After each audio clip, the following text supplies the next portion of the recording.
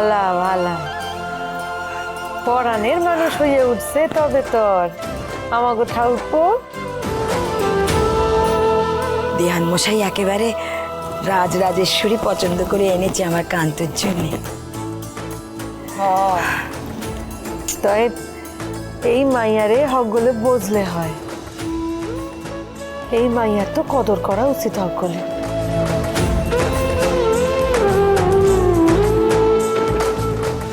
হ্যাঁ, কদর যার করা সে ঠিকই করছে। কি দাদা, এমন বউ থাকলে আর কিসের চিন্তা বলো? তামাশা করা বন্ধ কর সত্য।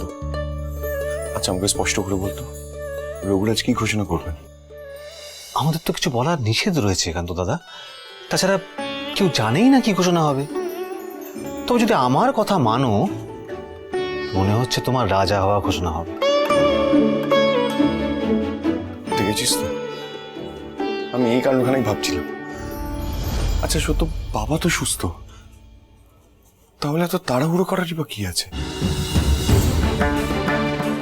সব তো ঠিকই চলছে, হঠাৎ কেন এই সিদ্ধান্ত? এটা আমি কি করে বলি বলো তো? রঘুরাজা স্বয়ং ঘোষণা করবেন। এই বড় বৌঠান, বড় মামি যখন এখানে আসছিলেন, তখন নাকি উনি একবার মুর্শিদাবাদের দরবারে গেছিলেন। এই কথাখানা আমি গোপন সূত্র থেকে জেনেছি।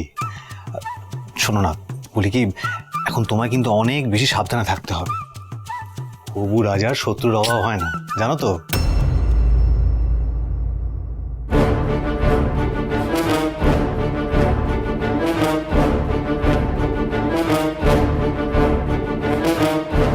তবে কি কাল রাতের ওই ফাঁদ সেই শত্রুরই পাতা?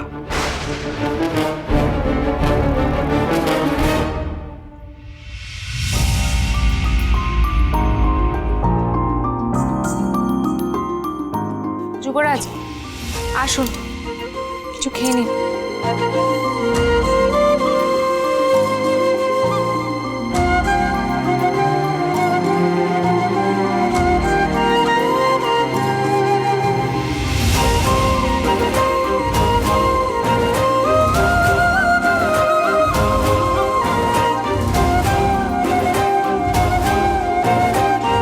কি দেখছেন? কি বসুন।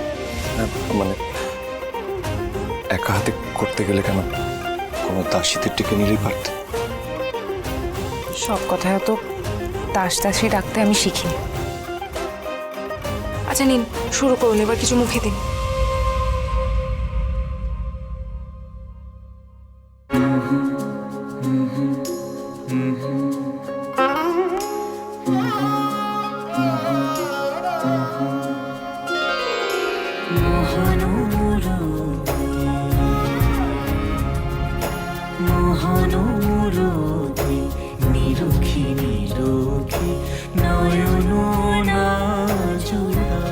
ইস, চোখ সরাতে পারছেন না দেখি। কিন্তু মন কানা তো অন্যত্র দিয়ে রেখেছেন। কি দেখছেন এমন করে যুবরাজ? মুখে দিন এবার কিছু। তুমি কিছু খেয়েছো? দয়া করে এখানে আর একসঙ্গে খেতে বলবেন না, গুরুজনরা আছে সব।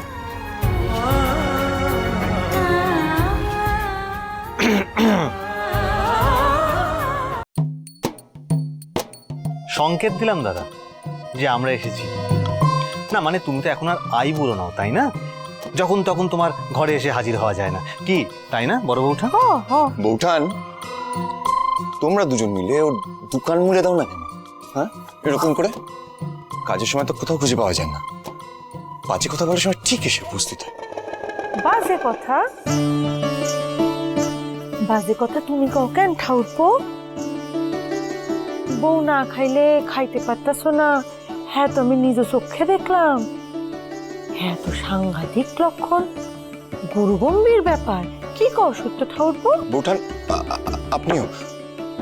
কেন ভুল কি কইছি আমি?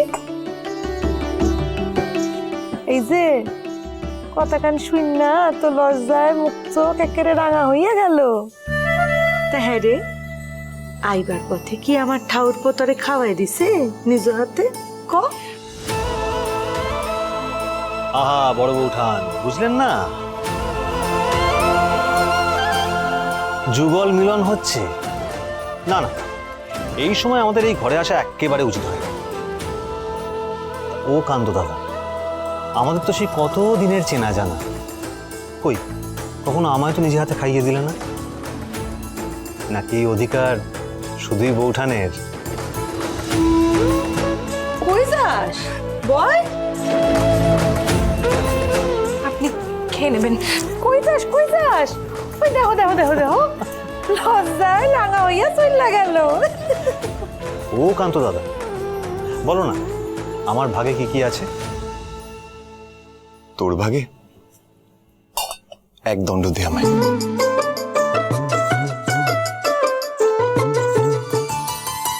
ভবানী আর ঠাউর পরে যুগলে মল্লপুর পাঠাইয়া লাভই হইছে তাইলে। জয় মা জয় দুর্গা জয়। এই যে তোর ভাগে, তোর ভাগে এই রয়েছে আমার। কোথায় গেলি? তুই পালাচ্ছিস কোথায়? সত্যবার।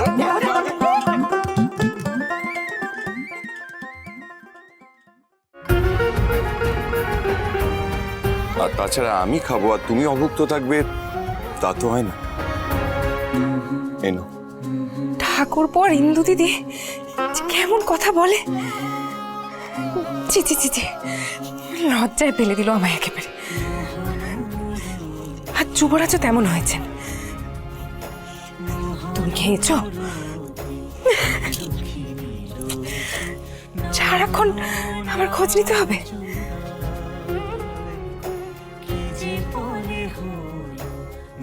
অবশ্য খোঁজ তো সর্বক্ষণ পুটি দিদিরও রাখেন নিশ্চয়, তাই না মা? দাঁড়ান, এই জুতোগুলো কার গো? একখানা জোড়া তো যুবরাজের আমি চিনি, এই বাকি দুটো?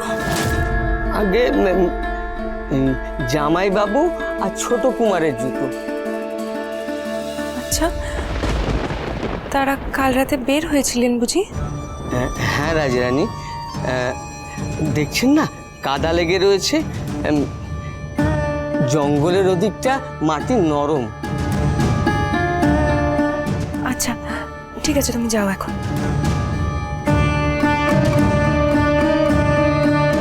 যুবরাজের পায়ের যেমন কাদা,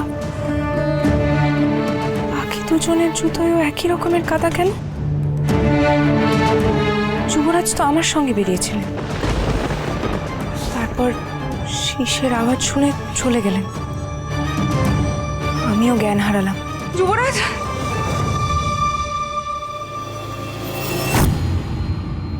ধোঁয়াটা এলো কোত্থেকে? একটি মেয়ে এসেছিল না?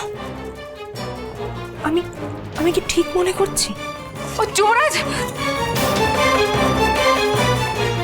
জানি না, সেই ধোঁয়াটা নাকে মুখে ঢুকতেই কেমন যেন ঝিমিয়ে পড়েছিলাম আমি।